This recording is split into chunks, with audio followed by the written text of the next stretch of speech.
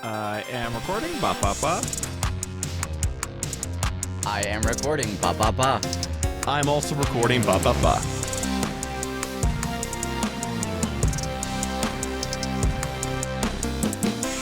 What's up, everyone? Welcome to the 717th episode of the Pokemon EDM podcast.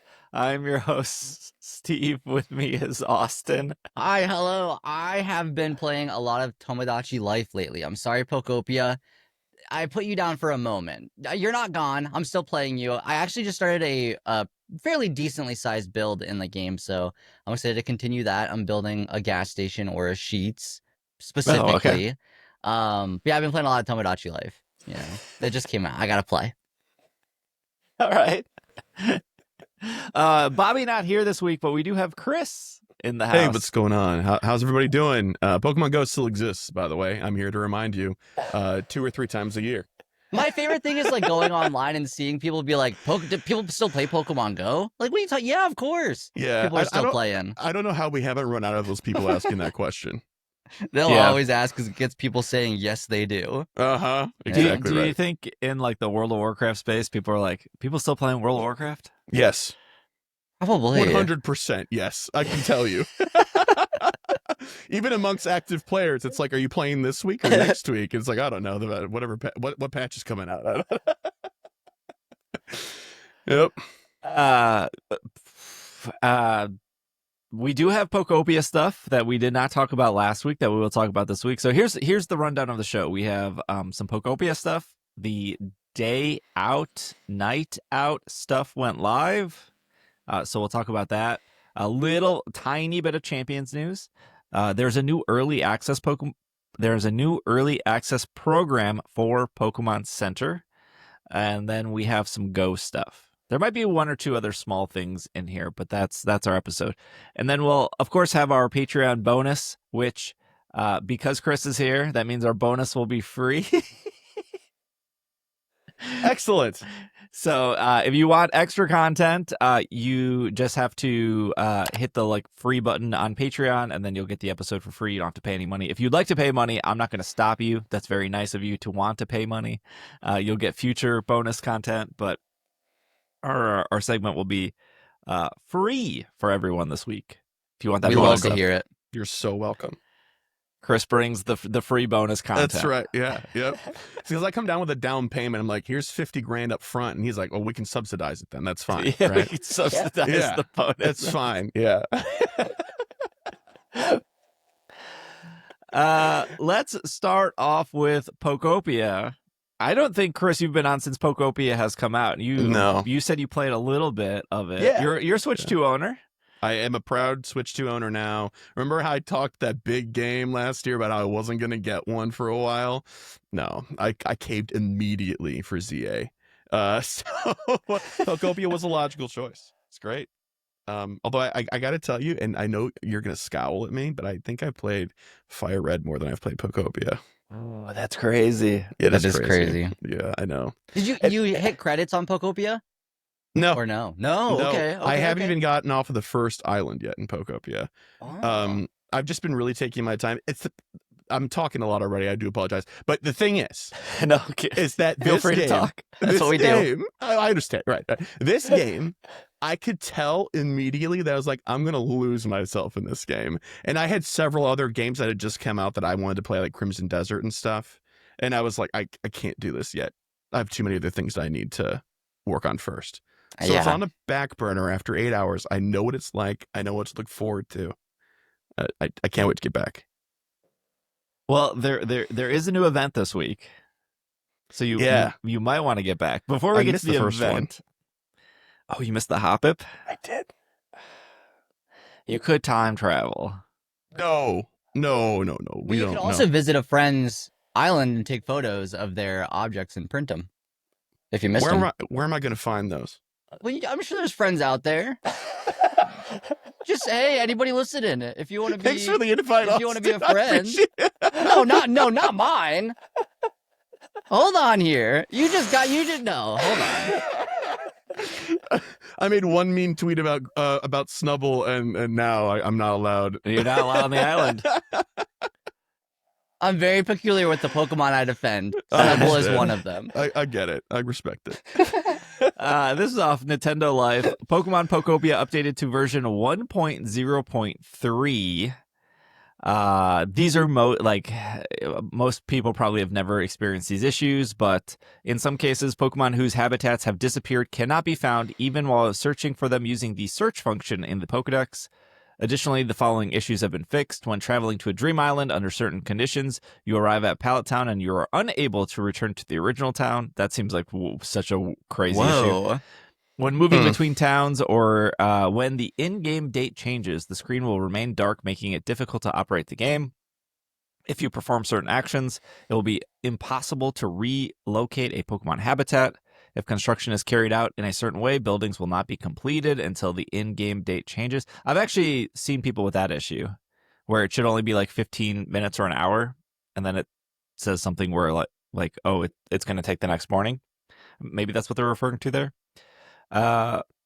In Bleak Beach, performing certain actions can prevent the progress of Power Up the Charge Station.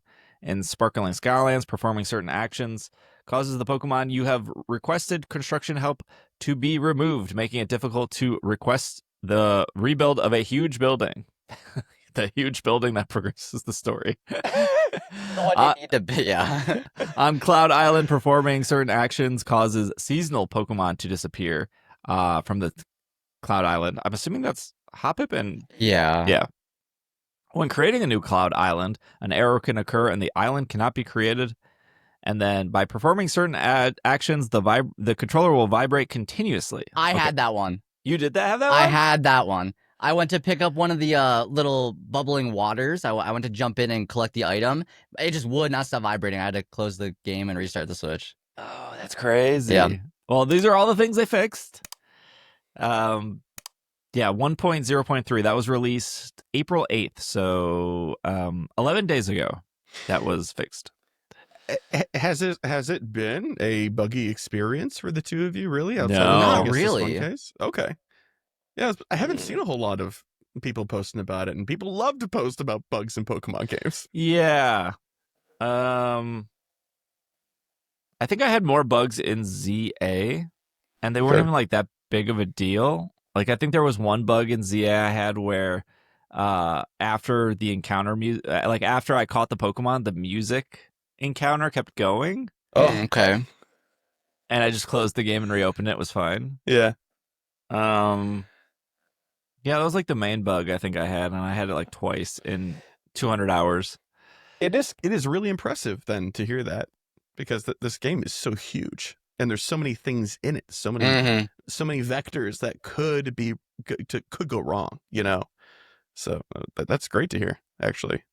I don't even think these are bugs, but some of the biggest problems I have with the game are like trying to pick up certain items or break certain blocks. I feel like your character misses them sometimes, even when you're highlighting them. It's like, how did I punch through the wall to get to the item on the other side without punching the block in the way? I don't get it, but I don't know if that's a bug or just like the way that the item selection works, but yeah, I was trying to decorate. It was like a patio or something, and then underneath the patio was another floor of stuff, and underneath the floor was pipes, and my character just decided to pick the pipe through the floor up instead of the barrel that was in front of them that I was trying to pick up. So that was a little frustrating, but I don't think it's a bug. Maybe it is. I don't know. Chris, you said you're a couple hours in. Are you like an Animal Crossing person or a Stardew person or any other cozy Dreamlight Valley? No, not Dreamlight Valley. I own Stardew Valley, Animal Crossing for the Switch. I did not get it on the Game Boy. The Switch version was my first Animal Crossing game. Oh, okay. But what I really like is city building and like colony simulators and stuff. So there's like 60% of these games really appeal to me. And there's 40% of the filler time that I'm like, what purpose is this serving? I have to remind myself that is the purpose it's serving, is that sometimes it doesn't need one. Yeah. You know, and that's hard for me to get my head around the sort of way I play, but I really like this one. I think I like it more than Animal Crossing. Oh, yeah. My experience with it, and I put a lot of time into Animal Crossing. We all did. What other choice did we have Yeah. in 2020? Yeah. Yeah. Yeah, Animal Crossing sold what, close to 40 million, I think. I think And it was 43 but that's not sure. Yeah, you might be right. And then of course there's at last we knew there was only 17 million Switch 2s out there. There's probably much more now that this game is out. But we're at least over 2 million Pokopia copies, which again throttles probably by the amount of Switch 2s out there. Yeah. But we've talked about this before on the show, Chris. But I think the common consensus is the next Animal Crossing has really big shoes to fill. Yeah, and it is nice seeing Pokemon. I'm going to say this is going to sound like an insult, but it's not, I promise. It is nice to see Pokemon on the other end of the innovation teeter-totter to a degree. Like them stepping into another lane and doing it so well that everybody else in the lane has to react to it. You know? No, Like, that's very cool. I agree. It's not often Pokemon makes the Breath of the Wild game that every game Right. after looks at, you know, and I feel like for cozy games, this is a game that people are going to have to look at. Yeah, there might be some people saying, well, Dragon Quest Builders 2 did all of that, and I would agree. That's probably true, but you also have to get that game into people's hands. Yep. Yeah. Yeah. Yep. That there is the weight of your IP is strategy, you know, and that's part of the equation, unfortunately, for Dragon Quest Builders, because those games look awesome. I just wish I had seen them sooner. Yeah. Speaking of soon, there is a jump rope event happening in Pokopia. Actually, it starts today, the day we're recording this podcast. So it should be, by the time this goes up, you should be able to do it. It is a jump rope contest. And it is exactly what you thought. It's funny because I did see some people online just say, I didn't even know jump rope was in the game. But if you just interact with Bulbasaur, which is kind of crazy they missed that, because I feel like when you talk to Bulbasaur, it's one of the options pretty much immediately. Yeah. So the jump rope contest is from April 19th through the 26th. If you get over 50 jumps, this is like kind of confusing. You will get a trophy. It reminds me of the I'm pretty sure this is correct. Was it either the fishing trophy or the bug catching trophy in Animal Crossing? I believe there was both. I think okay. that's what they did. They have both. Yeah. So it's pretty similar to like that. So you have to get more than 50 jumps. And I know the confusion is like, I got 50 and I didn't get the trophy. It's anything over 50. So 51 and more. Yeah. So if you get more than 5 jumps, you'll get a Lepa Berry. If you get more than 10, you get a Star Piece. More than 20 is a Large Relic. More than 30 is a Ho-Oh Feather. More than 40 is a Lugia Feather. Is this Game Freak's way of saying that Lugia is better than Ho-Oh? You decide that. More than 50 is the trophy.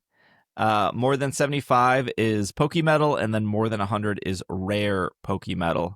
And they all have limits. So after 5 Lepa Berries of you getting 6 jumps, you're out of Lepa Berries. And you can only get 1 trophy. I don't know, and maybe YouTube comments or Discord comments can tell us, because I have not done the event yet. It literally started like 6 hours ago. I don't know if you can take a picture of the trophy and print it. Oh, yeah. Because there are items that you're not allowed to do that with, right? Yes. Yeah. Printing's item duplication? Yes. Yeah. Okay. Yeah. Okay. Oh, you probably haven't finished the first Pokemon Center, right? I have not. No. Okay, so every Pokemon Center has a 3D printer in it. Nice. And so if you take a picture of an item, let's just say you saw a tea set, You take a picture of the tea set, you go to the item printer, you can then make the tea set. It'll cost you Pokemetal, which is pretty Okay. rare at the beginning of the game. So it's like a fabricator. It like can just like make these things out of like is it a specific material or is it a slew of unique materials based on the item? Specific. It's always Pokemetal. Okay. Always, Gotcha. for everything. Gotcha. See, this is why I waited, because this Yeah. sounds awesome. I Now waited. you know. Some Twiddling my items, thumbs. some items are like one Pokemetal, and then like there's like a fluorescent light that's like 8 Pokemetal, Okay. and it's Sure. like, why is this light so expensive? But I need these lights, so I guess. Yep. Yeah. Yeah. So I would assume you can't take a picture of the trophy and print it. I would think so. Are you gonna try? I mean, yeah, I'll try it. If I can have, Good. listen, more trophies is better than one trophy. That's true. That's just math, man. Yeah.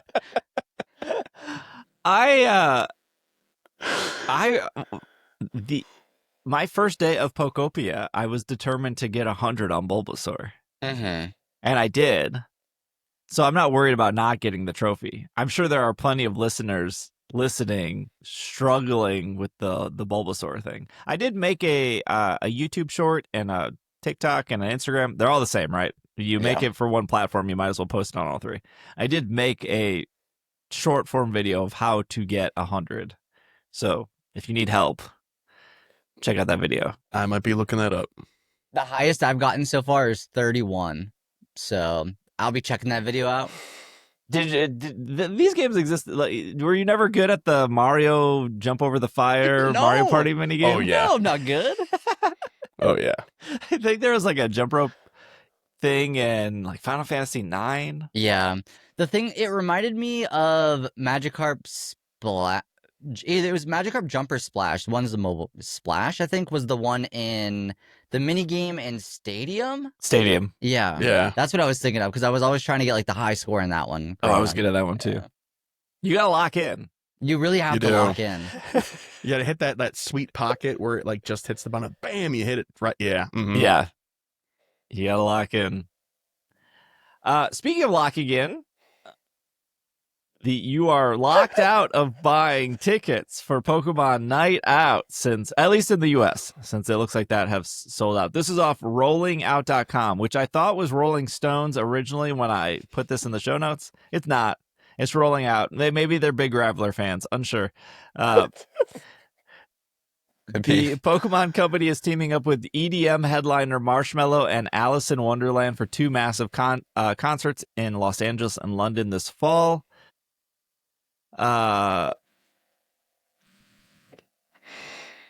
Production behind Pokemon Night Out is being described as a convergence of cutting-edge stage technology and Pokemon's signature visual storytelling. Dynamic lighting systems, large-scale animations, and franchise-inspired imagery are all part of the planned experience, designed to feel much like a Pokemon world as a traditional concert.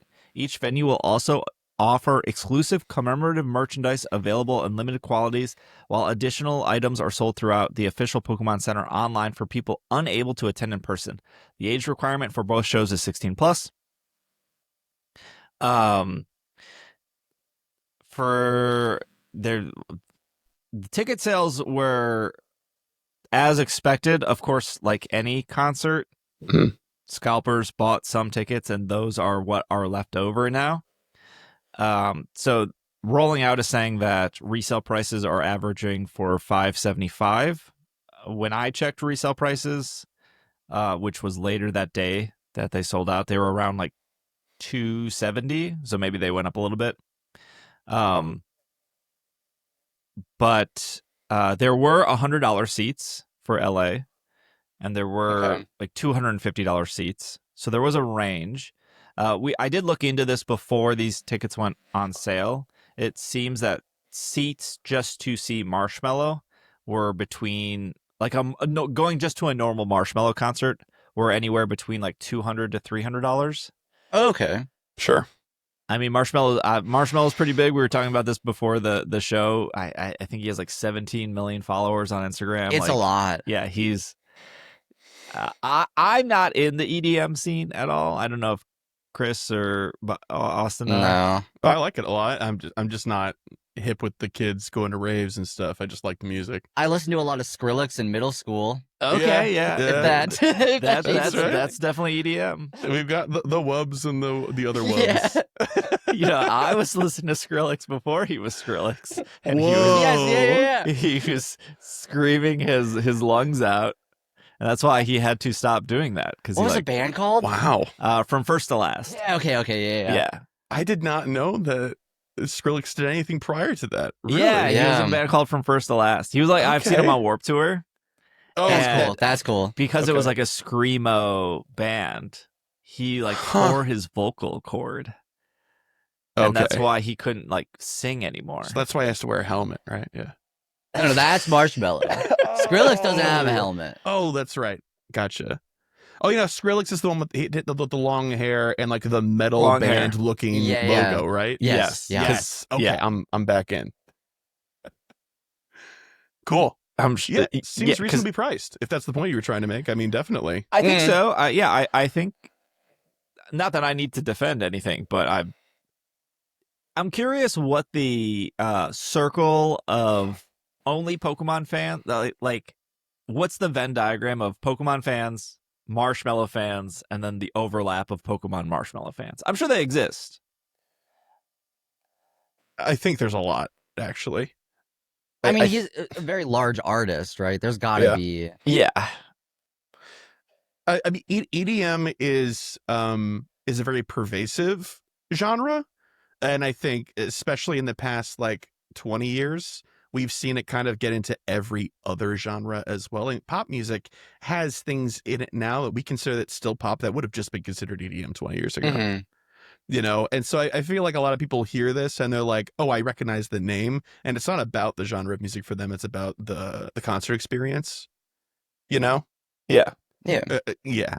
So you show up for the Pokemon stuff and that's awesome. Or you show up for Marshmallow and that's awesome. Or you show up for both and that's awesome. I think one alone is more than enough to get them in the door.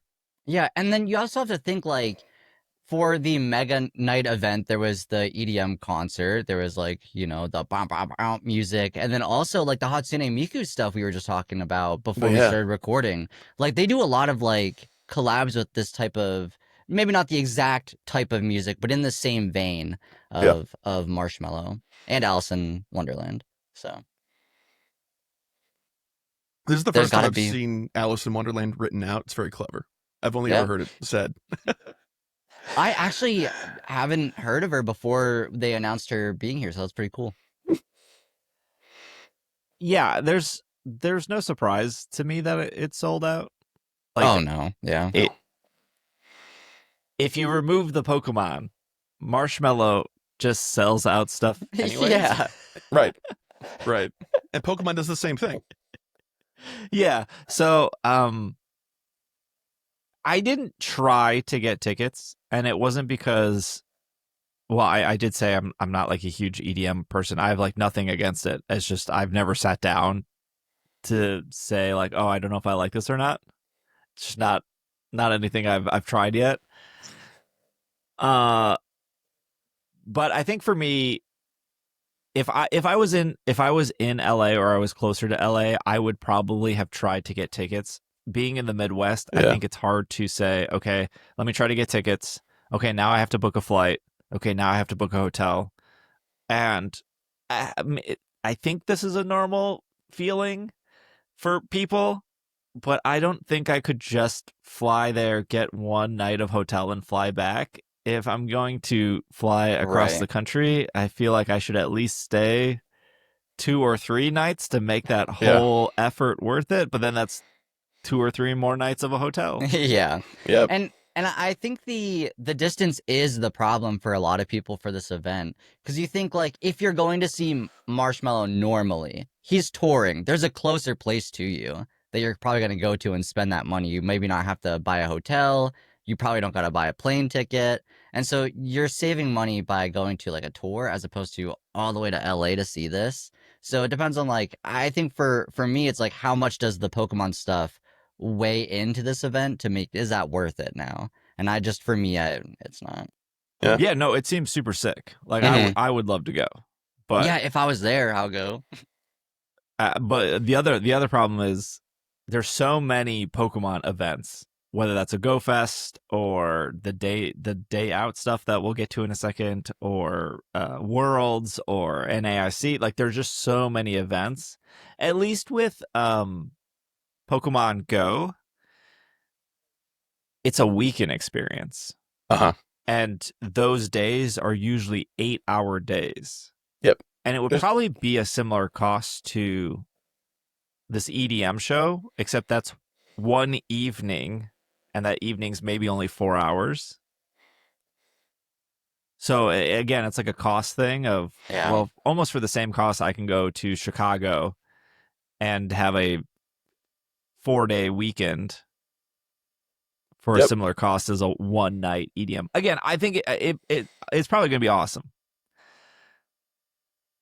But one night in LA and trying to get there, at least that's the barrier for me.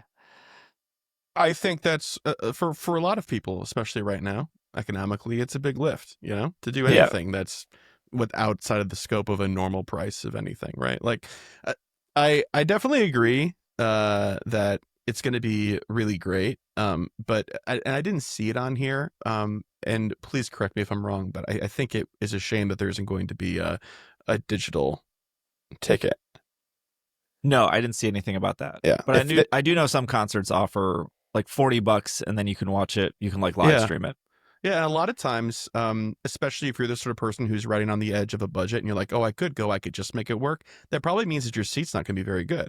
And a lot of the times the digital ticket, you're not going to get the in-person experience, the camaraderie for sure, but you're going to see angles of that show that people that are there in person are not seeing, Yeah, for sure. And that's cool. I think it's a big mistake for this. The first time that this is rolling out, people would want to know if it's worth it to then go another time in the future. And a lot of people would want to have to see it to make that judgment. That's a really good point. Yeah. I was going to say kind of similar to the first Go Fest, but the first Go Fest kind of a bad example. In so many ways. But, if they announced a Go Fest and you're thinking, okay, I have to travel to Chicago, I have to get a hotel, I don't know what this experience is going to be like. Yeah, maybe I'll wait. Maybe I'll wait for the second one. And that feeling probably, again, not a great experience for the first Go Fest, but that feeling probably exists here too. Of what does a huge concert look like with Pokemon's involvement? Because when I was in Indonesia, there was the Hatsune Miku stuff, and that was borderline EDM / lights / just music, right? The Vocaloid, and that was the first time I saw / listened to. Well, one, it was the first time I seen Hatsune Miku, and two, that was the first time I've heard those songs specifically. Oh yeah. And when I was there, it was awesome, but it was only 15-20 minutes. It was like 5 or 6 songs. Yeah. And then later in that day, there was DJ Pikachu, which again they advertised it as EDM. Right. And he came out with his other Pikachus and they played the little DJ thing and there was music and it was awesome. And that was only like 15 minutes, probably because the adult human woman inside the 5-foot woman inside the Pikachu overheat. Didn't want to overheat, right? So you limit that to 15 minutes. Where's the sacrifice? Come on. And that was also awesome. Yeah. And so, I have no doubt that this wouldn't be equally like they've definitely done this on a smaller scale in the regions that are developing, like Indonesia. These are just like 2 huge professionals that are now doing it. Yeah, I think it probably speaks more to that. It would be a more complete and worth it experience because they're working with 2 other artists Marshmallow's gigantic, like we talked about before. Alice in Wonderland is not a small fish in the pond whatsoever. But they've been doing Marshmallow's been doing shows forever, and so they know what they're doing. So you can at least have confidence in that. Yeah, and there was an interview with Marshmallow, and he said the show is incredibly curated to this experience. That's awesome. Spectacular. That's cool. Really cool to hear. Yeah. Cool. I didn't know there was going to be exclusive merch, so that was cool to learn from this rolling out article. Yeah, Austin and I were looking at some of the on the website. Some of the art's really good, man. Yeah. Yeah. They did announce that there is the day out. Last thing about the EDM stuff. It said 16 plus. Maybe I'm like too woke. But Okay. but I feel like I have never been to like a big EDM show, but I feel like there's probably like a lot of Cherubi and a lot of Victory Bell at an EDM show. And so just dropping off 16-year-olds. Yeah, I don't know how you get around that. I mean, obviously security, right? But like, people are. I'm a bit older than Austin. Chris and I are very more similar ages, but Sure. I lived around the early Warp Tour times Yes, yeah. where parents were just dropping off 14-year-olds and 15-year-olds to be like, okay, enjoy this huge punk rock concert for the next 8 hours. We'll pick you up when it's over. Yep. And You I saw was how that went, though. Yeah, I was fine, but there were thousands of other people not fine at Warp Tours, yeah. and that's one of the reasons why Warp Tour stopped existing for Yeah. a long time. I mean, don't you think that you can have some faith that it's a Pokemon official event, that it would be under more control than, say, a Warp Tour or Yeah. something else, you know? Well, I mean, when Warp Tour had zero control. Yeah. But I think even by modern standards, I think that they would probably have more control in place. 16 plus is a very intentional choice. Yeah, I've never seen that choice before. I only ever see 18 or 21 in the barriers. I've never seen 16 plus on anything. Oh, I doubt there'll be any alcohol here, right? I wouldn't imagine it. I don't know. Because I think back to the arena at Worlds, and I don't believe they were selling any there, although that wasn't like age restricted. So that's, but that was like a place that would normally have it, I would assume. Well, even at the Rose Bowl, obviously at football games, they have alcohol. Oh yeah. And Rose Bowl for 3 years has never served alcohol. Yeah, and Pokemon Go players, their demographic skews older. Like serving alcohol at a Go event would probably be the least problematic one to do it at. But when I was in Germany for Go Fest, whichever one that was, the one in Berlin, they had alcohol there. And was it fine? It seemed fine. Because I went. Cultural difference too. Yeah, that's a cultural thing. Because I went to get like a hot dog from someplace, and I was like, hey, can I get a Coke? And they were like, only beer. I've only got Schlager, kid. I don't know what to tell you. I was like, I'll just take the dog, man. Can you pour out some of the dog water? I'll take some of that, man. No. I'm sure it'll be fine. Yeah. And then we also thinking about it, I don't know Marshmallow's, I don't know how that fan base is, right? I don't know. But the Pokemon fans, I feel like, are usually pretty respectful for the most part. I feel like it'll go well, I think. Yeah. Pokemon fans are respectful to other people, just not to each other. Yeah. Yeah, wow. When it goes wrong. Yeah. Last bit here is, if you're looking for a family-focused celebration, this summer will debut Pokemon Day Out, an immersive experience with your favorite Pokemon pals, held in France, United States, it's going to be New York, Germany, and Mexico. Stay tuned for more details for this event. So again, this is supposed to be for the summer. I don't have the city for France or Germany in front of me. Mexico is Mexico City. The United States is New York. So those are confirmed on Cerebi.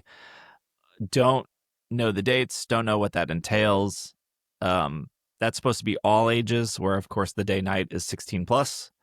And the day night is only in 2 specific locations. I think that's it for everything, though, right? Like, I don't think there's going to be any other night outs.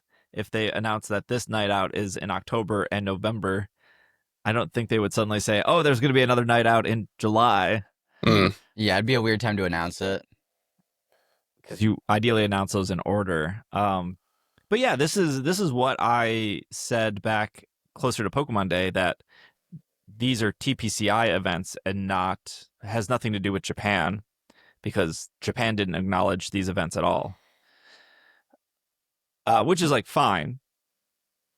They do their own events all the time, but I don't know if this is only this year or if they plan to do more concerts or more things maybe going into next year. Unsure. But If it does well, I feel like that's something they could easily continue to do. I mean, there's a lot of artists that are fans of Pokemon, and so I think that it wouldn't be difficult to get people that would be interested in performing at this. Yeah, EDM is huge. They're not going to run out of that. Or, they could switch genres. I don't know to what level of success they'd have, but they could have a bluegrass Pokemon. Yeah, That would actually be so sick. All right. Well, when we get more day out information, we'll share that. That has to be sooner or later, though, because like summer is happening very soon. So you said it's in 4 places, right? You didn't remember in France where it was going to be? Yeah. I think if this post is correct, I think it's Bordeaux. Oh, yes, that sounds and right. Then Dresden, Germany, and then you got the other 2, Mexico City, New York City. Okay. Yeah, but no other info. That's kind of wild. Just throughout summer. Yeah. I would love for them to do a Pokemon 5K. Yeah. But they've only done that in developing markets. That's only been done in like Korea or Indonesia. It's never been done. I don't think it's been done at all in Japan, and obviously it hasn't been done in America. I think that would probably sell out faster than a concert. Oh yeah, absolutely. You give people a medal after that, and they'll pay $30 to run it or $50 to run it. Yeah, and you have a great story and amazing photo ops. I mean, no brainer. Yeah, it would be very cool for them to do that, but I think that might be a little more complicated. I mean, like we've talked about it before. Disney has had a bunch of success with their Disney runs, and people travel to specifically do a Disney run. Yeah. All right, let's run and take a break. When we come back, we got some champions and some other news, so we will be right back. And we are back from our break. Pokemon Champions. A little bit of news here. Austin, did you give up on Champions? No, I didn't give up. I'm still checking my daily gacha. Okay. That's about it. Like I said, Tomodachi Life came out, so I kind of put a back burner on Champions a little bit, but I'm not done playing it. I still want to keep playing. Oh, there is an update now that it's been more than a week to the daily gacha. You reminded me of this. Oh yeah, okay. If you do the 7-day rental of a Pokemon, right? Mm-hmm. So Chris, you probably don't know how this works because you haven't played yet. Not entirely. I only know bits and pieces. I'm sitting primed to learn. Okay. So every 22 hours in the game, you get a free rental Pokemon. So you pull the gacha lever, and then 10 Pokemon come out. Okay. And then you get to pick one. And your option is to either rent it for 7 days for free, or you can spend 2,500 VP to purchase it permanently. And you get 300 VP per win. So do the math of 2,500 divided by 300, and that's how many wins it takes to permanently recruit a Pokemon. But we didn't know initially, because the game wasn't out for a week the last time we talked about it, what happens after the 7 days. So after the 7 days, the Pokemon will gray out in your box. So it's taking up an active box space. The thing you're paying for with real money in this game is box space. Okay. So you have the option to release it, or you can still end up buying it with your VP at the Oh, end. So like if you still need to save up, you don't lose it, you just can't use it. Yes, exactly. Okay. So that's actually a really cool change. Yeah, that's nice. Or not change. It's just something we didn't know because we had to wait 7 days to figure out what happened after the 7-day rental. But if you're renting it, you can't change the EVs or the moves. So you have to use it as is from the gotcha machine. Okay. And sometimes the gotcha machine does not give you optimal Is spreads. that on purpose? Like, are the moves randomized, or does like the base set come with a slightly creative set like they used to in Stadium? It's very hit and miss. Okay. Like I feel like when I recruited my Sneasler, I needed to just put fake out on it, and then I was like, okay, it's pretty much good to go. Cool. Like it was already adamant, it was already max speed. But then sometimes when I recruited something, I was like, everything needs to change. So I don't know what the randomness level of that is. Okay. Unsure. It's like a gotcha game. You know, you might roll a good one, maybe it's a bad one. You have Yeah. to roll again. Yeah. But I initially played the game and I got to Master Rank without connecting to Pokemon Home. I only used rentals. I only used what the gotcha machine served me, and then I got to Master Rank, and then I did connect to Pokemon Home, and I did redeem the $6.99 starter kit that Nintendo and the Pokemon Company sent me. So there's your disclosure. I did finally redeem the $7 coupon that they sent my way. But now that I've connected to Pokemon Home, my speculation or my feelings were like the gotcha machine isn't going to get me to log in, and now I do feel that way. Yeah. Like, what am I rolling on the gotcha? I have everything in Pokemon Home, so to log in just to spin the gotcha for a Pokemon that I can't do anything, like I don't really care about. Yeah. Like, why would I spend the VP on it either? Because I already have one. Yeah. No, I you're don't right. know. How much of the player base do you think is in that same situation, or do you think that you're an outlier? I think I am an outlier of having Mhm. everything, but I also think, because I saw this happen, I think laziness takes over. Sure. And I watched a very, I'm not going to name them. I watched a very very good competitive player. I watched them build a team, and they were building another team, and they were like, oh my gosh, I need 2 Sinistras, and they have different EVs for their teams. And they literally said, I'm too lazy to go to Pokemon Home to get another Sinistra. Maybe I'll just roll the gotcha machine a couple times and see if I can get one. Yeah. Sure. And in the time they rolled the gotcha machine, I was like, oh my gosh, you're on like your 7th roll. You could have just went to Pokemon Home. Yeah. But I think there's something fun about rolling the gotcha machine, even if you don't Definitely, yeah. need them. Because, listen, like, I could realistically get, I don't have every Pokemon at home, but I could get them. You know, if I just go to the game they're in, I could transfer it over. I probably have it in that game. But there's something fun about seeing what it gives you. Maybe it's me hoping for the shiny Pokemon, but I don't know. I enjoy the little animation. It gets me, even though I don't really need any of it. This is why like every game has a gotcha mechanic. Yeah. Austin, It's fun. you could quit at any time. I mean, I could. I I also could just another side story. I was scrolling through TikTok, and there's a lot of TikTok lives of people battling. Yeah. And I don't know why I stopped on one, because the battle was almost done, and I was like, okay, cool, I'll just watch the end of this battle. Like they both have 2 Pokemon left. That's good enough for me. I hate watching TikTok lives, but I was like, the battle's almost over. Let's just see how this plays out. And the chatter was chatting to the TikTok streamer, and it was about Pokemon Home. And the TikTok streamer was like, I've never heard of Pokemon Home. Like, what is it? Oh, it's on Switch? Like, oh, like how much is it? And that was like a really crazy conversation to me as well. Of how are you playing Champions, but you've never heard of Pokemon Home? An app that's been out for a renowned app made by Ilka. You've never heard of this Yeah, famous product. it's a little confusing, because if they were interested in playing Pokemon Champions, Assuming they knew about it before it was released, then they probably saw trailers where they talked about connectivity to home. You would think. Maybe, So yeah. this is like a player that maybe just didn't watch any of the stuff before it came out. I think the people who listen to this podcast or seek out Pokemon news through a podcast, which isn't the fastest way to get news since we only record on Mondays, but Sure.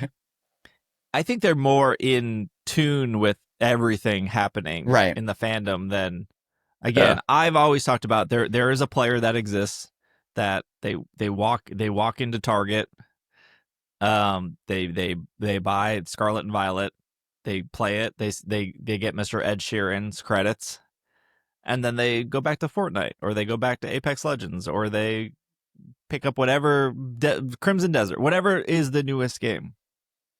I think you are in the minority if you are still playing Scarlet and Violet 2 years, 3 years, 4 years later. For sure. I feel like a lot of people play that game, hit credits, and they're done. Yeah. Yeah. I mean, we also can't write off that some people just don't pay attention. They just don't. They just kind of exist, you know? And Yeah. they might love Pokemon, and they know they love Pokemon, but they don't love consuming Pokemon media. And that would also include, like, social media or TV or commercials or anything. Yeah. And so they're just like, oh, I'm going to go pick up this game. I just saw it in whatever it was. And then they just literally have no idea about anything else. Yeah. I think about, like, growing up, you would go to the store or to a game store. I remember looking at, like, the backs of all the boxes, trying to figure out, like, oh, is this game gonna does this look fun? What does this game have? And I would, like, sit through and look at a bunch of different boxes. Yeah. Could not tell you the last time I looked at the back of a box in a store. Can't tell you the last I time know what I want. In a store, man. Yeah. Yeah, it's like I know what I'm going to get. I know what I'm there for because of the online space. So it is interesting that they hadn't heard about home yet, but I mean, yeah, it's yeah, very, I didn't stick around long enough to see Yeah. where that conversation peered, but I just thought that was like, oh, very interesting that you're playing yeah. Champions and you've never heard of home. Yeah, I just nowhere in 6 years have that ever. But like, do they play a lot of Pokemon? Is this like their Right, like, yeah, there's a lot of I didn't what-ifs. know. Yeah. I didn't like go to their TikTok profile to see, what kind of things they posted, or even if they posted at all, if they could just Yeah. be live for the sake of being live, right? There are some updates here to home, or not home. Well, there is updates to home, which is related to Champions. On April 11th, Pokemon Home has disabled friend trades for all accounts due to an issue that was preventing trades from working as intended. As such, until the cause is determined, friend trades are now unavailable. Trades via the GTS, Wonder Box, and Room trades are still functional. Now, this has to do with Champions because, one, they're made by the same people, but two, if for some reason you didn't own Legends ZA and you wanted maybe a Floette to use in Champions, well, friend trades are disabled right now. It's very funny how a lot of the conversation is, oh, you could just trade for that Pokemon. Yeah, and then Not the right trading broke. now. No, you can't. And you can't get Floette from the Gamba machine. So I think when also, how do I word this? I'm in the camp where my worrisomeness or my lack of faith or my uneasiness around this game has to do with Ilka, right? I think there's 0 for 3 for Pokemon games, in my opinion. Well, if you consider home a Pokemon game. And when we saw the first update of Champions, which was about 48 hours after Champions was released, I think there was a lot of... One, that was great. That was great that they fixed... I think one of the biggest issues I had with Champions off the bat, which was, we're just going to randomize Mega Evolution, which definitely messes up the Weather Wars, and that's not great.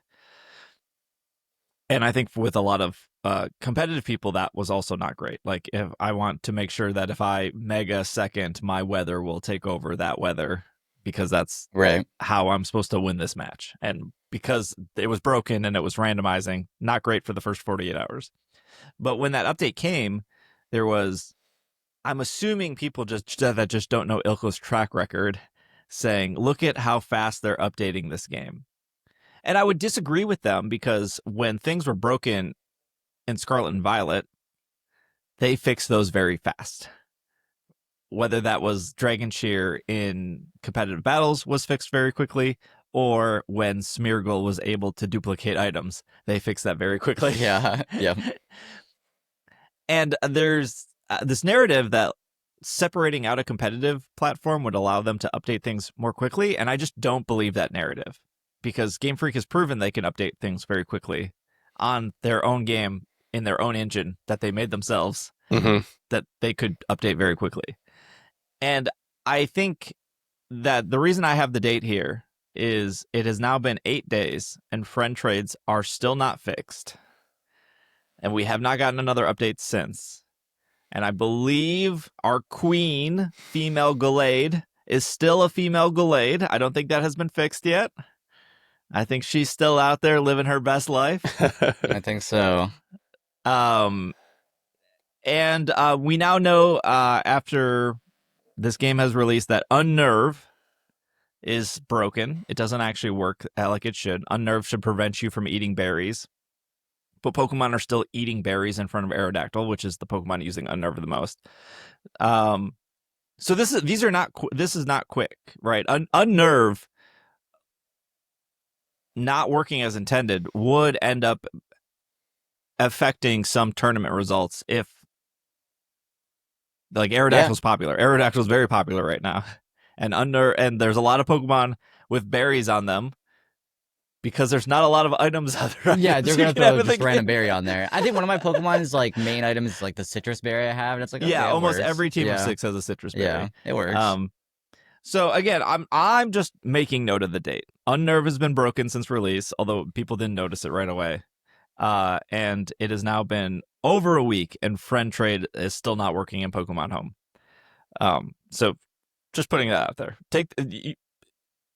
Maybe a week is fine. Maybe 2 weeks is fine. The launch of Champions, we didn't say this last week, reminds me very much. Maybe we did. Maybe Bobby said it, actually.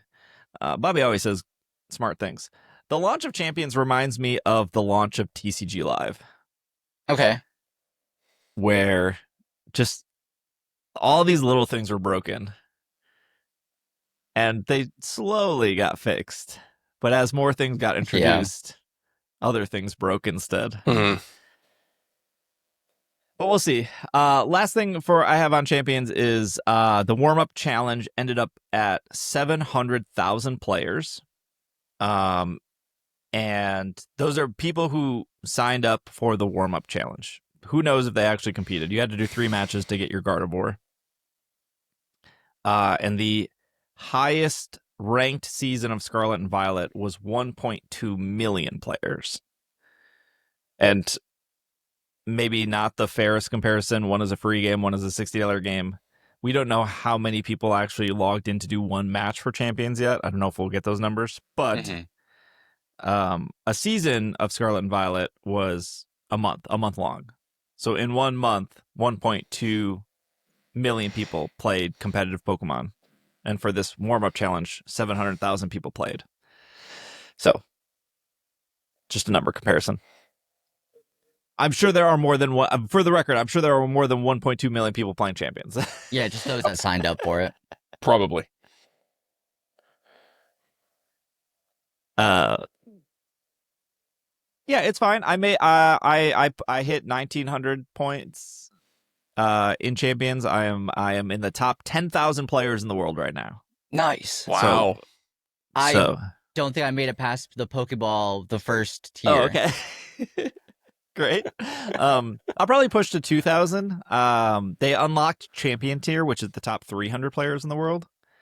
So if you want that fancy medal, you have to literally be top 300. I don't think I'll get that, but I think if I push to 2,000, I'll pretty good. I feel pretty good about hitting that. Like being 10,000, top 10,000 in the world, feels great. Good. Yeah. Sometimes you look online and you see like all these people with great scores. You know, master rank 2,000, master rank 2100. But you got to remember that there's probably a lot more people not posting their scores, right? Oh, of course. Yeah. Sure. Yeah. You're gonna post it if you're proud about it. Yeah, But sure. You're not gonna like share like. I think social media sometimes distorts of like, oh man, everyone is good at this game. And it's like, oh, just because you saw like 20 posts of people doing very well, that's just 20 people Yeah. out of probably 1 million people playing the game. Yeah. So did you finally have enough time to take a shower after that? I Yeah, saw your yeah. post. He said not washed 1900, and I was like, I hope he's taking care of himself. I told myself I wouldn't shower at all until I hit 2,000. That's what I thought you meant by that. Yeah. Yeah. Okay. How long did it take you, do you think, to hit 1900 actually? Like, did you have a slump? I didn't follow the journey. When I went from 18 to 19, I did that in one stream. It was about 4 hours. Okay. I think I made it Wow. all the way up to 1870, and then I dropped down to 1850 for a little bit, and then I pushed to 19. All right. Pretty good. Yeah, like 4 hours. Well thought. I love how quick the matchmaking is. Like, it's like they shaved off like 3 seconds from everything, whether that's picking a move, that move animation, the intimidate happening. I'm using 3 seconds as like just a general thing, but everything seems slightly shaved off. So the battles in general feel so much quicker. Yes. And Yeah. I think I was explaining this to Bobby last week, where in Scarlet and Violet or in Sword and Shield, I felt like maybe I could definitely do like 3 battles an hour, maybe 4, and maybe 5 if like 2 of those battles just like straight up conceded. And in Champions, I feel like I can definitely do easily 4 to 5 an hour, maybe 6. And it's just because everything seems a little bit quicker. Yeah. I mean, I think that's good. even just shaving off milliseconds at the end of stuff over time, that definitely adds up. So with all these little move animations and selection options going a little bit faster, it's nice to see that it's not as long to get through them. Yeah, no, it like once you get into the battles, that stuff feels good. But like that was like the easy stuff to copy and paste, right? Like that the battles have existed forever, right? Early access. This is off Poke Beach. Pokemon Center announces early access for pre-ordering. Customers subscribed to the Pokemon Center newsletter who meet certain criteria are eligible to be selected for early access. If you are selected, you will receive an email containing a unique invitation link for early access to one or more popular items. The invitation link is unique to you and not transferable. This is going to be used for the new, presumably, this is going to be used for the new Chaos Rising pre-orders. While most pre-orders for the set open on Pokemon Center around 78 days before release. Good math on Poke Beach's end. There are only 42 days left until Chaos Rising. To be fair, this article was posted a week ago, so about 30 days. Meaning it now holds the record for the latest pre-order launch in recent memory. You have to be selected. You cannot share the link. Customers do not need an existing Pokemon Center account to receive an invitation. However, customers are required to log in or register an account with the same email address before the invitation, before checking out. Currently, this is only available to customers in the United States, Canada, and the United Kingdom. Note: not all newsletter subscribers are eligible. Meeting eligibility does not guarantee a chance to participate. Receiving invitation to early access does not guarantee future access. Creating multiple subscriptions using different emails does not increase the likelihood of receiving an invitation. Also, such actions may result in invitation being avoided. I don't know anyone who's gotten one of these yet.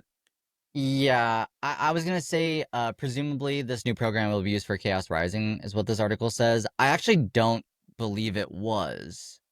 I obviously don't know entirely, but anybody that I talked to about this, or anybody that I know, no one mentioned an early access link. Because Chaos Rising it did go up. It did go up, and I for sure waited in that queue.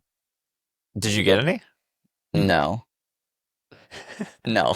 I'm sorry, man. It's okay. What do we think they mean by meet specific criteria? I don't know. Because if you don't have a Pokemon Center account, Yeah. what criteria do you Yeah. have to meet then? Right. I mean, ideally, the criteria is a a reseller is not a reseller, right? But how do you even determine that? Like, this just seems like it's going to take a lot of resources for them to manage this. So it's either going to take a lot of time for them to vet a small amount of people, or it's going to take them no time to poorly vet a large number of people, and it won't go well. I think that's the one they're gonna do. Yeah. In my head, it's like, who has a long history of ordering from Pokemon Center, and does that history of ordering from Pokemon Center look incredibly normal?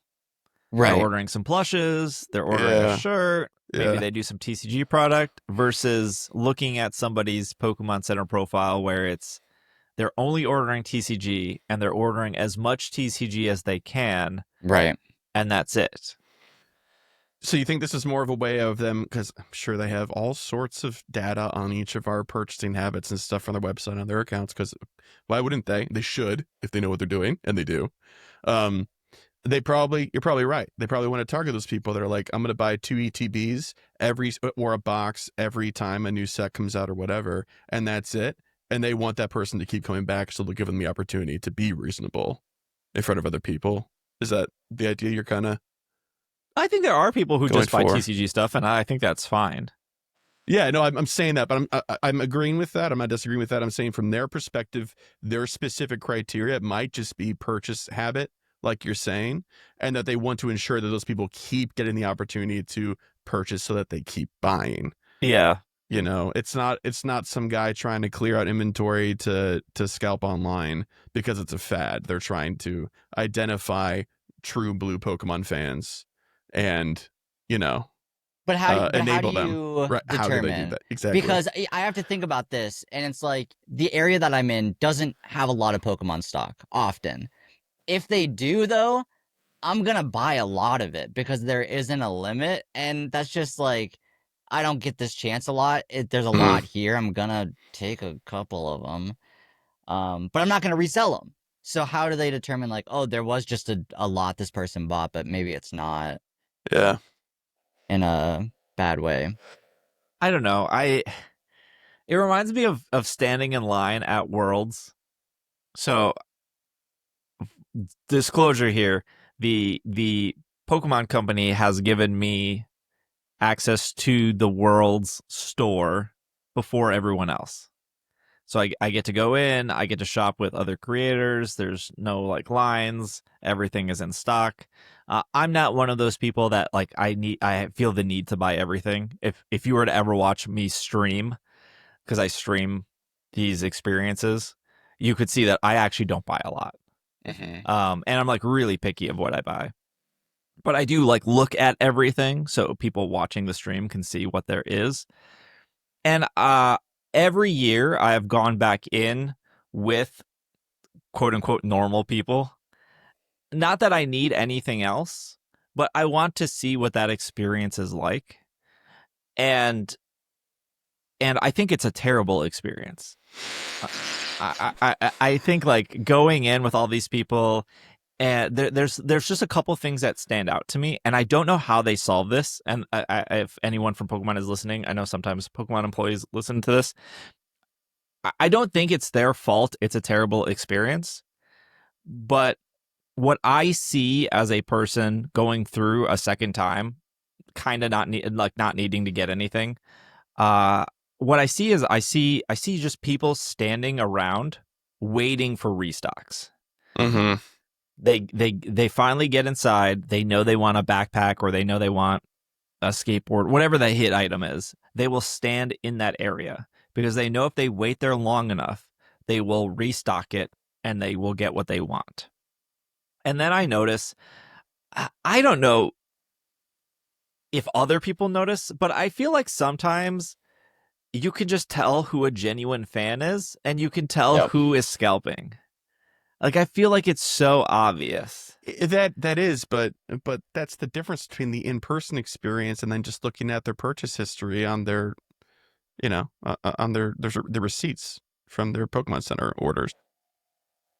Yeah, I want to say at the last Worlds, they would pull people out of line and go through their bag and make sure that they were hitting limits. Because I remember the very first Worlds after COVID was London. And the first thing I noticed when I went into the store was there was no limits on anything. And there was there was like the London Pikachu and the London Roselia plush. Mm-hmm. And they had no limits. And I watched a person put 20 of each plush in a bag, like just filled to the brim. And what are you going to do with 40 plushes? 20 You Pikachus, don't need 20. You don't have 40 kids or 20 kids that need both of them, right? Yeah. You are definitely reselling these. And the next day I went back into the Pokemon Center. They had like limit 2, but they were already sold out. The bins were empty, but it said limit 2. And I gave that feedback to Pokemon. I was like, you need limits here. No one needs 20 London Pikachu plushes. You're right. And then after that was Yokohama. Same thing. There was no limits on anything. And then the next day there was limits. And we got all the way up to Hawaii and then Anaheim, and they did have limits. Mm-hmm. But then, again, last year when I'm standing in Anaheim, I'm watching people ignore the limits. Yeah. It says limit 1 Machamp plush. They just put 5. Well, no, okay, no one was getting 5 Machamp plush. Pikachu was probably like limit 1 Pikachu. They're putting 5 Pikachus in. I was like, let that person have their Machamp, man. No one else is buying it, so you all right.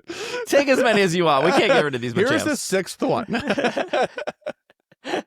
But I did watch that some people got pulled out of line.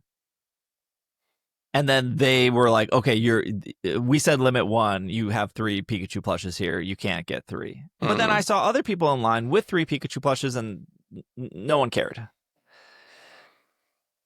That's a training issue. So that's a huge training issue.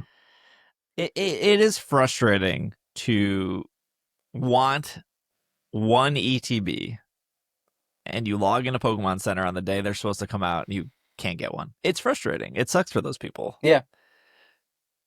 And then at a certain point, at a certain point, how many ETBs do you fail before you go, I don't care anymore?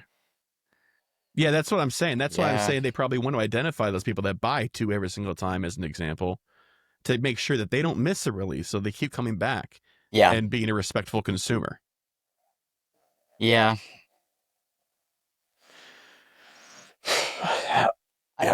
I think this is a good thing. It's nice that people who maybe don't always have that opportunity to get in the queue for this Pokemon Center stuff is going to have an opportunity to. I'm just very curious to see how they decide how this gets sent out and who it gets sent to.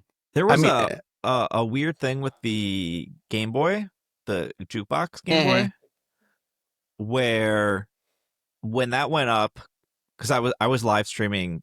That was like right after Pokemon Day, right? Yeah. I was live streaming, and we were all waiting for like Pokemon Center merch to go up.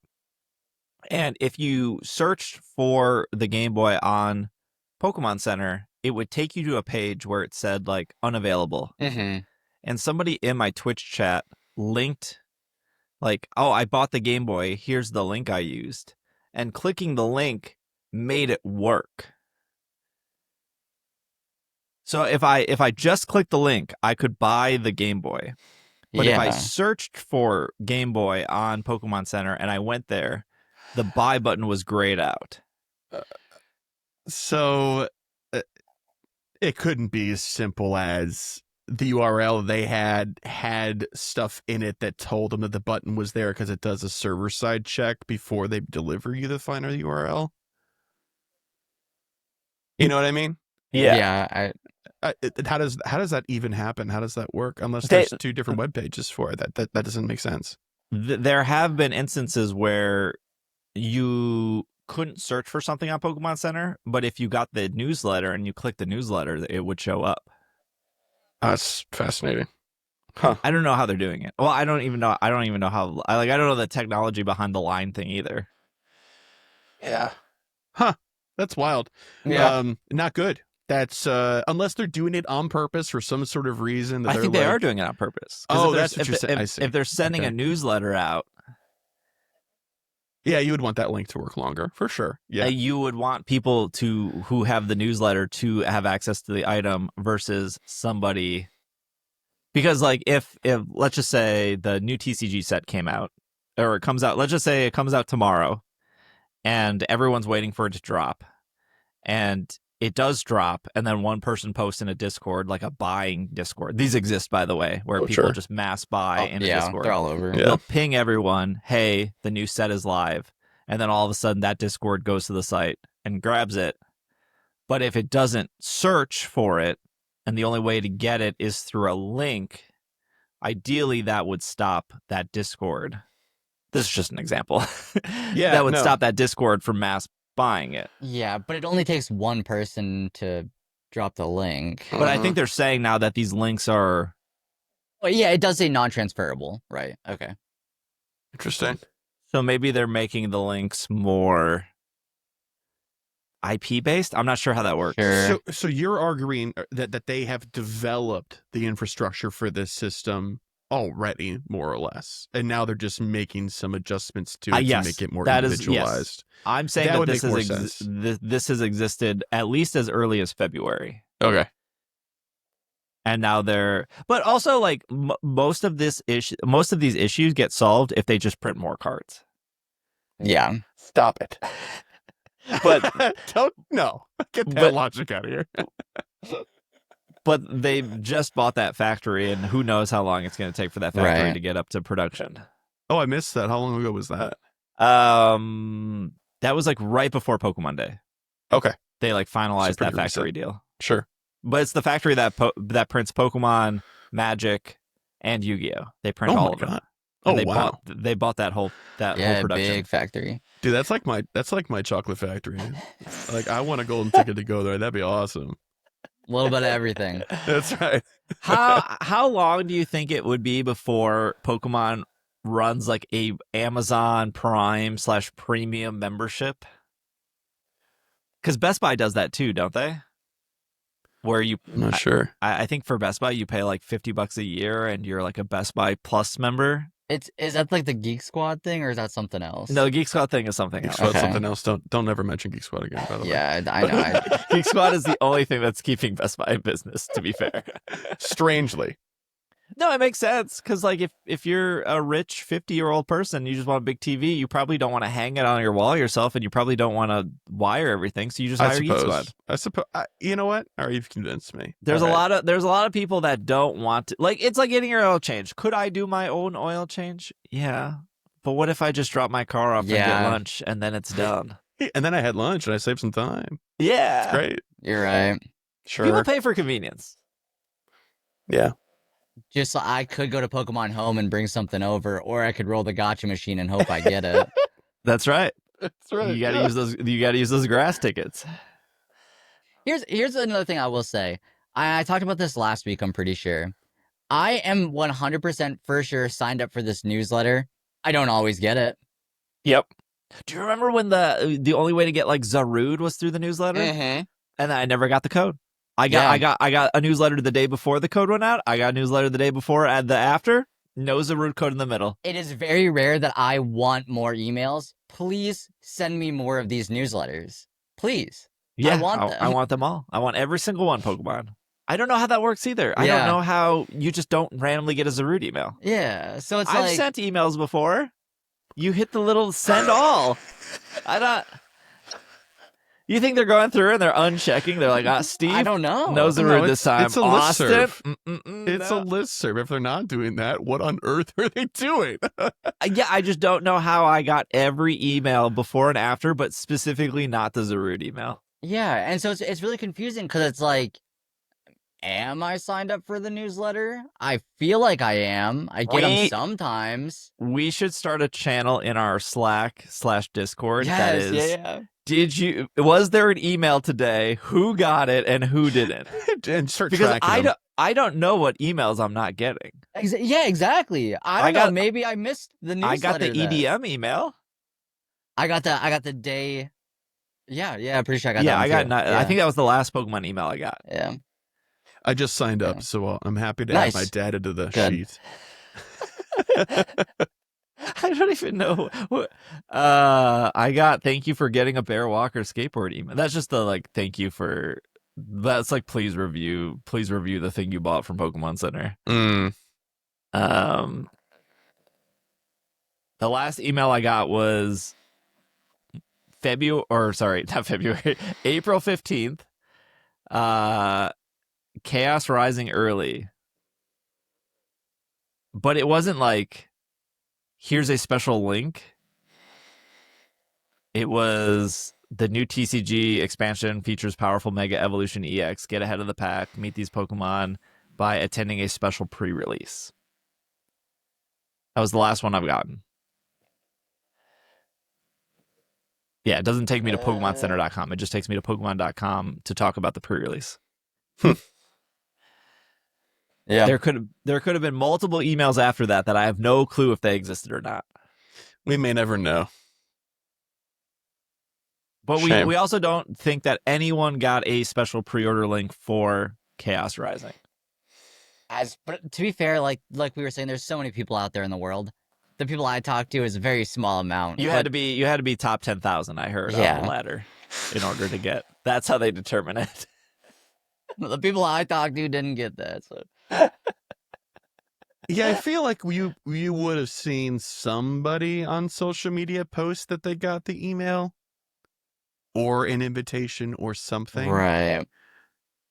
Something. I don't know. That's the one good thing about the internet is usually once something happens, at least one person or 5 people will say this happened. And be like, okay, that's how we found out that a nerve was broken in Champions. So here are video proof that Pokemon in front of my Aerodactyl ate its citrus berry. That should not be happening. And after you see like 5 videos of that, you're like, okay, yeah, you're not supposed to be eating I don't know. There's a problem. You're not supposed to be eating that citrus berry in front of that Aerodactyl. All right. We still have bonus segment and our final segment of the show. So let's take a quick break. And then we got some Pokemon Go and then our bonus segment after that. So we will be right back. And we are back from our break. All right. Here's the plan. We're going to talk about some Pokemon Go stuff. It's been a while on this podcast since we've talked about Go. Well, I mean, like the last season has mostly been repeat events. Yeah. So then what's the occasion? Yeah, the event that didn't work this time. So we're going to talk about some Pokemon Go. And then if you stick around for our bonus segment, there was a big collaboration with Target. I know people feel a very certain way about Target, and you should feel that way. That's totally fine. Still going to go over this collab because it is news. And specifically, Mr. Joe Jonas. I don't know what his name is. One of the dudes from the Jonas Brothers has I believe an it was Joe Jonas. Oh, it is Joe Jonas. Yeah. So there's an interview with him on Rolling Stones about Pokemon. Again, whether you shop at Target or not, I completely, I get it. There's like 100 items that they're collaborating with, and I'm sure this has been in the works for probably more than a year. Yeah, you would think. I don't think this collaboration just happens in like a month. Nope. So we'll cover that in our bonus segment, which will be free this week because Chris is on the show. There is some like neat stuff here. But again, everyone can make their own decisions. We just cover the news here. I mean, you can like the art now, like the producer. I guess I was gonna say artist, but they didn't make it; they're just selling it. You know? Yeah. I don't think Target did a lot here. They're just putting it in their stores. Yeah. Like, we put it on hangers. Okay, let's start with the Pokemon Go news. Let's just get the little news out of the way. Lechonk Community Day for May 9th from 2 to 5. The Hog Pokemon. That's what it's called. Bring home the bacon. That's right. You know what's funny is this might be one of the first ever community days I just completely skip. No. I got hogs. I'm all hogged up in my. I have like 4 hogs. But do you have a Shundo hog? I don't need no Shundo hog. It's Lechonk, man. Yeah. You're skipping this one, really? Don't. Okay, when I say skip, it's like I'll turn the. Yeah. Everyone's upset. Everybody's just up in arms, up in paws. When I say skip, I mean put my Pokemon Plus on and play at home. Oh, I see. Okay. I thought we were going to be going into a little era there of Lechonk disrespect, and I wasn't going to be here for it. It seems like that, yeah. Yeah. Whatever. No, not like, hey, let's gear up and go to the mall and walk circles for 90 minutes to get like 30 shinies. For sure. Remember when they used to do like Bidoof Day, and it was like a whole Pokemon-wide thing? They never did a Lechonk one, did they? I don't think so. No. Not to the same extent. I feel like Lechonk is a Pokemon they would have done one for, though. Look, there's plenty of time. True. They're running out of Pokemon as well. No, but it's a fun one, and it's a good shiny, so I think people will be excited about it. Yeah, I understand why you're not motivated to go do a half marathon for it, for sure. I understand. But, I think people will be jazzed, even if they have like 10. I'm jazzed, and I have like 6. Okay. I think I have 2. Yeah. Just, it's going to be fun. You know what I'm jazzed about? Pokemon Go and Major League Baseball collaboration returning. This will be the Pikachu and 1-star raids. Some people don't know this. I'm just gonna say it. The baseball backgrounds are different per stadium. Cool. So ideally, if you like baseball, you should be trading for other people who went to other stadiums. Yep. Because then you would get the other backgrounds, which is cool if you care about that. Completely skippable if you don't. Here are the locations we have. It's Milwaukee Brewers on June 17th. Cleveland Guardians on July 2nd. Chicago White Sox July 8th. I was going to say that's not close to GoFest. GoFest is June. Yeah. Baltimore, how do you say this? Orioles? Orioles. It's a bird. Oh, it is a bird. August 4th. Miami Marlins August 7th. Arizona Diamondbacks August 11th. Texas Rangers August 22nd. Washington Nationals, August 30th. Tampa Bay Rays, September 13th. Seattle Mariners, September... I think they started off with the Mariners. I think that was the very first one. I think so, too. September 22nd. Boston Red Sox, September 25th. New York Mets, to be determined. It's all about the Mets, baby. And San Francisco Giants, to be determined. Please note that dates are subject to change or cancellation. Additional dates may be added. Stay tuned for the blog post. No, Minnesota Twins. That was my first Twins game. Or I Pittsburgh did. Pirates. And if they announce another Twins, without a doubt, I would buy tickets. I had such a good time. Yeah. Come on up for the White Sox game. Yeah, that might not be bad. I don't think anything too major is happening in July for me. I could also go to the museum. Yeah, it's sold out around GoFest, so I don't have a ticket for that now. Did you check again? I checked I haven't checked. And they restocked tickets. Okay, I'll have to double check after. Yeah, double check again. Okay. Yeah, that's not bad. I mean, the train goes from the cities to Chicago. It's like 6 hours, $70. Yeah, not bad.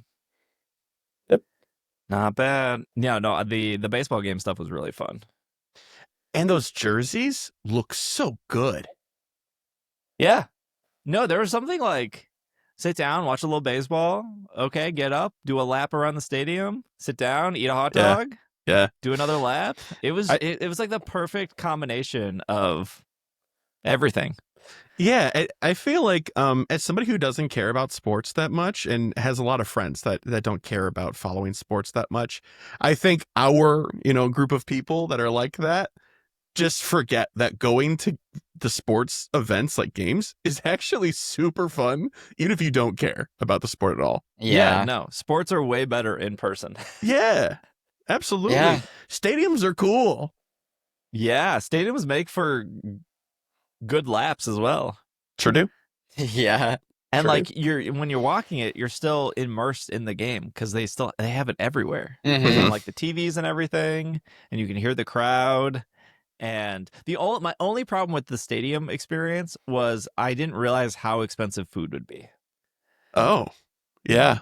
I don't know why I thought it would be reasonable. Yeah, I don't know why you thought that either. Yeah, that's ridiculous. But I don't get how somebody would go and just keep getting like beers over and over. Oh, you mean like the 999 stuff? Like have you not heard about this? Nah, I don't know what that is. 9 beers, 9 hot dogs, and 9 innings. Oh, I didn't know that was a You thing. have to take out like a loan to do that. Yeah, that sounds very expensive. You absolutely would. Yeah. Don't do that, by the way. That is excessive behavior. It's just a thing people. No, that's a joke. Don't do it. It's like it's like going to the movie theater and being like, why is popcorn so expensive? It's like, well, duh. But because I haven't been to a baseball game in like 15 years, I was like, wow, food is way more expensive than I thought it would be. But like the thing is, at least when you get movie theater popcorn, it tastes like, oh, I paid for something different than I can do at home. It's an experience. You can't get that at home. Right. Yeah. Mm-hmm. Did you, Chris, go to any of these last year? I had a ticket to go with my friend Henderson, who you've met several times now. And I couldn't go the day of, and he went, and it was so hot. I'm happy I didn't go. Oh, okay. It was like dangerously hot that day. Oh. Yeah. But he said he had an incredible time, and he's also not, he's less of a sports person than I am. And he had a wonderful time and was excited to hear that there was going to be a White Sox game and bought tickets immediately. Oh, okay. Okay. Yep. Yeah, I would say if you're not a sports fan, just get the cheapest tickets. It's not that big of a deal. Yeah. You'll have a seat. Just sit in your seat when you eat your hot dog. Yeah. Otherwise, hang out. Do your laps. Yeah. Yeah. It's a stadium. There's things to do. It was 100% worth it. Weren't there rumors that there was like maybe them partnering with the NFL or? I think people were just hopeful that the program was going to expand to other things too, because the interesting thing is that outside of America, the only other place that cares about baseball, and this is my super thin understanding, is Japan. Japan loves baseball. Mm-hmm. Right. They just had their baseball thing like 2 weeks ago because our friend Julie went to it. Okay. And also good. She said it was amazing. Spectacular. Good. I just don't think other sports outside of maybe football, soccer would be the thing. But American football, I don't think. I don't know. It would work here. But I guess it could. It's fine if it just works here. I guess this market is certainly big enough. What does Niantic care or Pokemon care as long as somebody's paying? I guess. I mean, we'll get to that in the Target ad in the bonus segment. For sure. How much did Target want this Pokemon collab? Yeah, no, for sure. Because I'm thinking that maybe not to this extent as far as Pokemon Go, but they have done stuff with basketball before. And I don't believe the overtime stuff? Yeah. I don't believe that's popular. Maybe I'm wrong. I guess I don't follow basketball at all, but I don't think other countries outside of America care as much. Yeah, I don't think so either. I think you're right. But I could be wrong. Yeah, I'm not sure how popular basketball is worldwide. I don't think I could watch a basketball game. The sneaker sounds would drive me crazy. I mean, other teams have Olympic basketball teams, so it does exist, right? Yeah. I just don't think that's true. That is true. Yeah, I just don't think the culture is it's not an NFL for them. Right. Yes. Yeah. Anyways, I think the baseball thing is awesome. Very cool. Now that we got all the positive stuff out of the way, we gotta balance it out with the negative stuff. Chris, there was a Silicobra debut. There was, but or was there? I didn't know about it. I have seen and how would you? 0 Silicobras. Uh-huh. And you're not going to. And I got to tell you, it's apparently by design, man. Okay. You Uh-huh. know, out of 1,035 Pokemon, making Silicobra rare was not on my bingo card. I don't understand what the fascination about suddenly ramping up the specificity and accuracy of location was for this, especially in a should we explain the situation? Yeah. Okay, so, Sure, go for it. so just real quick, top to bottom, the debut event for Silicobra, right? Silicobra is going to obviously spawn in desert-like biomes, and they said that was going to be the case. It was in desert-like areas and things like that. People were like concerned, oh, but isn't that like a real limited biome? Like not a lot of people live in deserts or near deserts. And Arizona foaming at the mouth right now. so true. But no, much to everybody's surprise, in a couple of spots they were like on beaches and things. It was still incredibly rare, but some people were reporting catching a Silicobra at a place that was very clearly not in the middle of the Mojave or anything like that. All right. And and then they came out with a statement, they being Niantic Scopely, and said that they had done something to the behavior at which it was spawning. And that change narrowed those spawn points down to get rid of those seeming outliers. So now it is even more rare and difficult to find. It's a shame. It's another example of them being ready to pounce on correcting something that makes it less accessible or quote unquote good for the player base, right? Because, okay, sure, outside of its debut event, put that sucker away, shove it in the middle of the desert. That makes a lot of sense. But the debut event, where it's all over the imagery, they were hyping up the debut experience, and like 2% of us can get one, please. But here's also, maybe it's copium here. How long until there's a community day? Because I think a long time. Okay, but I think it eventually would happen though. So I don't know. But and like, this is not a Pokemon that, and also the Gmax form. Yes, yeah, that's the other part of Gmax this. farm. That's the other part of this. Why bother doing this? Yeah. Why do we care so much? Mm-hmm. And Well, if I think it's that's the thing. Who actually cares about Silicobra? I mean, we all do until we have one. And And then then I thought like, oh, I don't care. I didn't even think that much about Silicobra because I just thought, oh, there'll be a Gmax event, Sure. and then I'll just go get the Gmax. I think Yeah. whenever a new Pokemon gets debuted in Pokemon Go, I always open it up, try to find one. You know, there have been times where I'll see one in my nearby and I'll make the effort to go out and get it just because it's new. That didn't happen with this guy. I feel like that used to be me, and now it's not. Fair. Because Yeah, the cycle is, we'll debut a Pokemon, we're going to restrict it somehow. Either it's going to be really rare in the wild, or it's going to be behind raids, or it's going to be in eggs. And 2 of those 3 cost money. And so for me, it's always like, I'll just wait until the next event where it's more common / it could be shiny. Because there's no benefit to me now. I get that.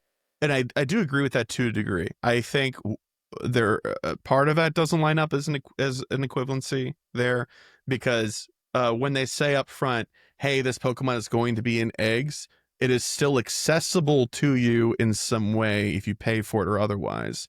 But some people wouldn't even be able to travel to a desert even if they had all the money in the world before this event is done and then find one there. Yeah. I feel like the level of degree of gatekeeping on this is so wildly dialed up past 11 in comparison to other times. How do you need to create feel? rarity? You do. How do you feel compared to like Stonejourner or Torkoal or Carnivine? I feel like regionals get a pass because they stay there. It's up front, and it's something that we've come to expect from the game. This is a different level of gatekeep that we haven't had before. Did we have it though with Wiglet? With the beach stuff, yeah, for sure. But Wiglet was the first time that happened. This is the second time. Yeah. Okay. I was gonna say this isn't the first time because No, and then Wiglet was like a big deal, but Wiglet does spawn in a lot more than just beach because a lot of places qualify as beach in game that are clearly not beaches in real life. Yeah, just Desert a little bit is of not water, like that. right? Yeah. And sometimes it's seasonally too.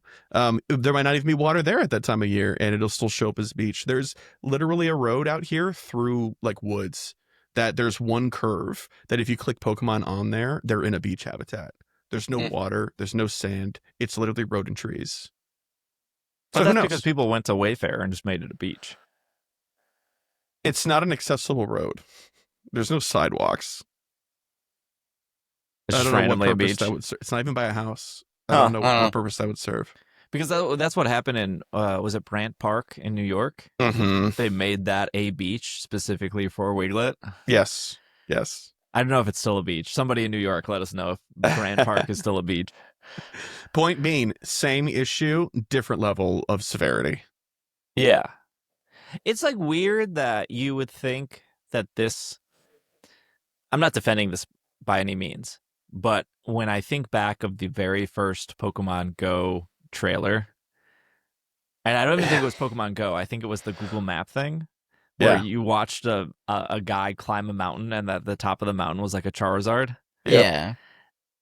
And I don't know if this would be that big of a deal if certain Pokemon did fit this criteria 10 years ago. Yes. Sure. It's weird to me that they're introducing like Wiglet only on beach, Silicobra only in desert 10 years later when we have like less than 100 Pokemon left to release and most of those are Paradox Pokemon. Mm-hmm. Like it just seems weird to do it now. Again, like who cares that much about Silicobra? Sure. I don't know. I don't agree with that take. I don't agree with the who cares about Silicobra part of it because Name one person who has a Silicobra tattoo. Is that the bar? yeah, I think so. That's actually really not a bad litmus test. I mean, it works. It does. Yeah, I think it's a really good litmus test. Yeah, that's pretty good. I feel like I've seen so many Pokemon tattoos of all different kinds. That's probably pretty good. Silicobra. But never a Silicobra. Yeah, the tattoo Pokemon index. I have an like that. Ekans. This would No be a great. Silicobra. I've always thought this would be a great BuzzFeed article. Is like, hey, we went out and we found every single Pokemon in tattoo form. And when you click through the page, you know how they get page views for every click? Cool, yeah. That would be one, an interesting article, but two, probably make them a lot of money with page clicks. Oh, for sure. Yeah. I mean, first 150, easy, right? All right, if y'all have a Pokemon tattoo, send it our way. We'll make that list. I don't know about that. Yeah, Steve's gonna do all that work. Yes. Well, Do you think there's somebody out there with a Silicobra tattoo? Probably. I don't know. I've No. never seen one though. I don't don't think think so.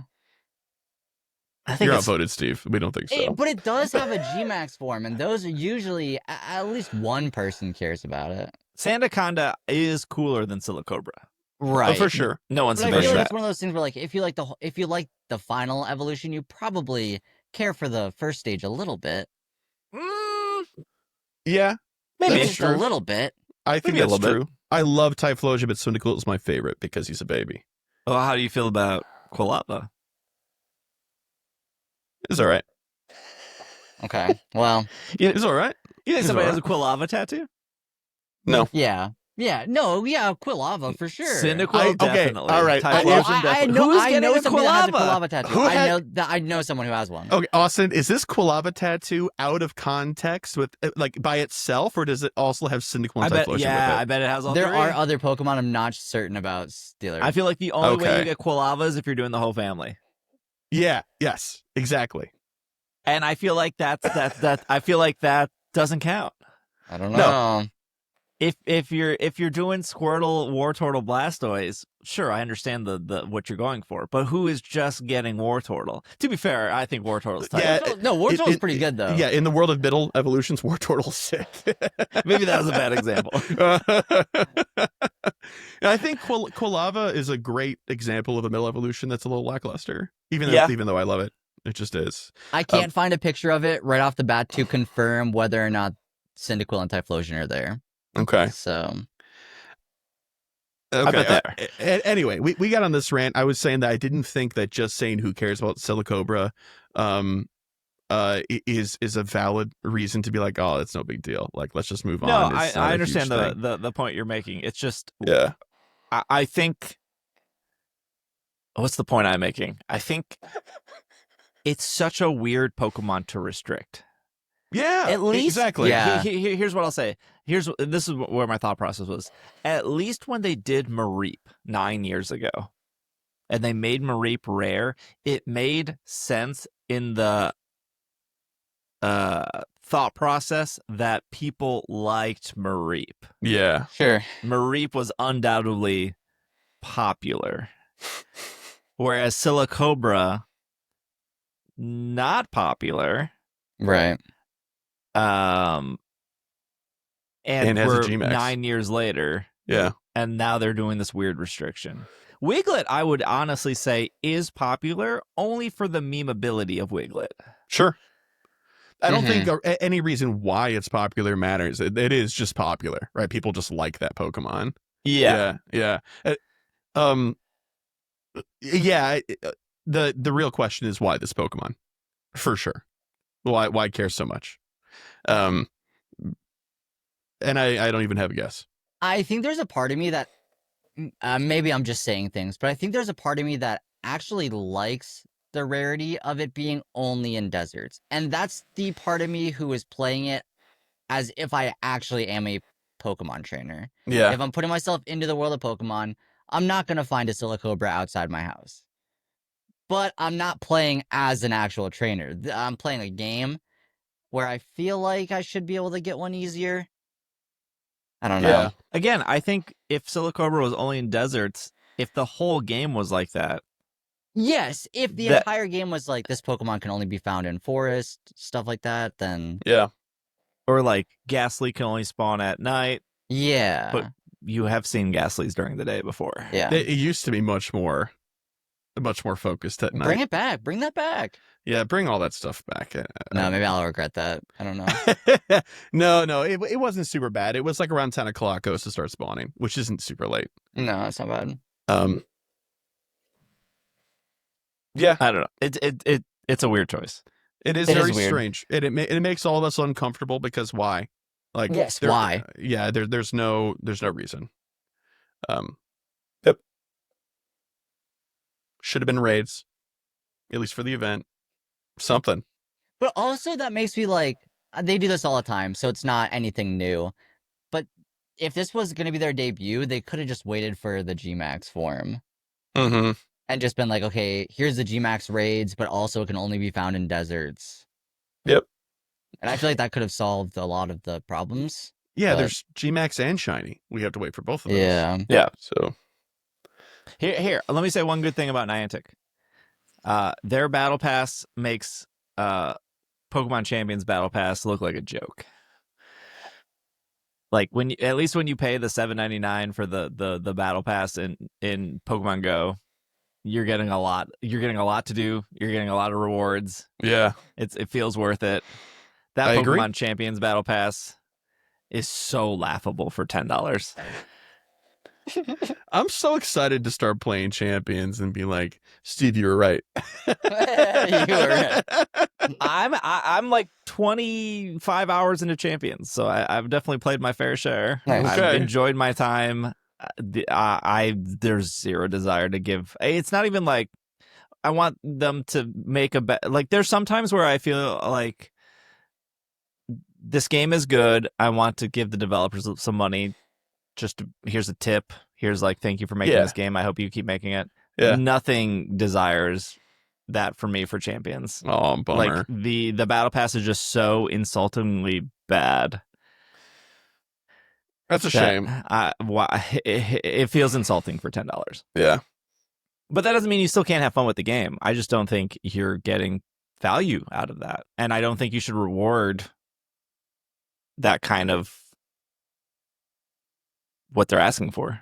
Yeah. I mean, hopefully they adjust that and it gets better, Yeah. over time, but not great right now. Sure. Not great right now. Yeah. Speaking of giving companies money, Target.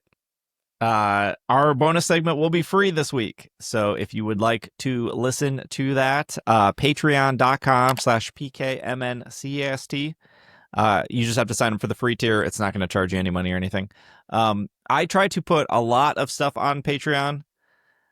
So if you are a person that doesn't use Twitter or doesn't use Instagram or doesn't use TikTok, whatever website, most of that stuff can be found completely free on Patreon. So you don't have to go out of your way to use social media that you don't tend to use. So for $5 you do get the bonus segments, you do get the ad-free episodes, you get all that stuff. But like I said, this episode will be free. There are other free episodes as well. Pretty much if Chris is on an episode, it's probably free. I don't know how I've earned this honor, but all right. So there's a lot of free stuff on Patreon. There's more if you would like to pay. But again, this episode will be free. If we don't see you on that side, thank you for making it to the end. Thank you so much, Austin. Thank you, Chris, for being here. Chris, if they don't make it to our Target discussion, where can they find you? Oh, yeah. I'm Chris. I have a Go-centric podcast with my co-host, Kyle. It's weekly, unless life gets in the way like it has the past couple of weeks. Yikes. But yeah, GoCast. I must say GoFest. We'll be at GoFest. GoCast. And you can find us pretty much anywhere. Awesome. All right. Yep.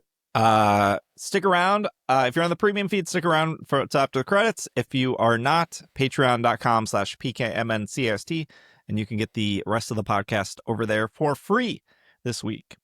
If you're watching on YouTube, thank you. Please feel free to like, subscribe, and tell me what Pokemon tattoo you have in the comments. And no one's going to have... If you say Silicobra, I know you are lying. If there's a Silicobra, we need the photo. Yeah, also. we need a photo. Yeah. If you have a Silicobra tattoo, I will gift you 6 months free to the Patreon. Wow. Well, people are going to go get one right now. BRB, yeah. They're going to call up their local tattoo artist. I can get 6 months free on Patreon. I need it. Think of how many ads I won't have to listen to. All right. Thank you guys for listening. Thank you, Austin. Thank you, Chris. We will see you all next week. This has been another episode of the Pokemon Podcast, and we are super effective.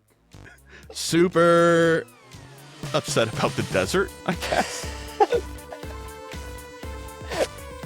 This is like one of these things where it's like, I used to shop at Target a lot. I don't anymore. The only time I absolutely go to Target is I just like need toilet paper, and it's like the one thing on the way home. But I feel like I need to go to Target on May 2nd because I need to see what it's like. Like, do I plan on buying anything?